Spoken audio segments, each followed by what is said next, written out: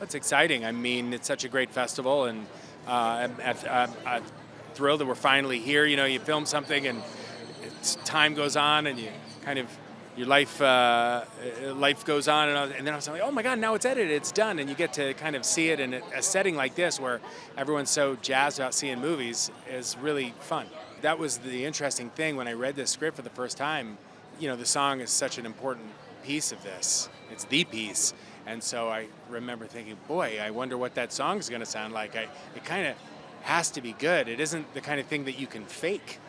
And so when I finally heard it after a while, I know they'd been working on it for a while, it was like, oh yeah, I completely believe that this song would be that big. It's a great song.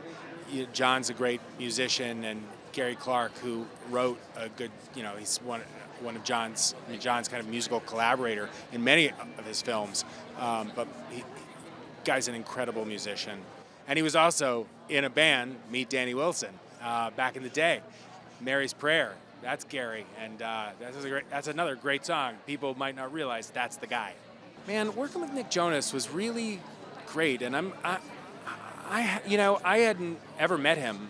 Certainly knew who he was, and he's such a good actor, and a really good guy. Like, I really enjoy his company. He's so generous.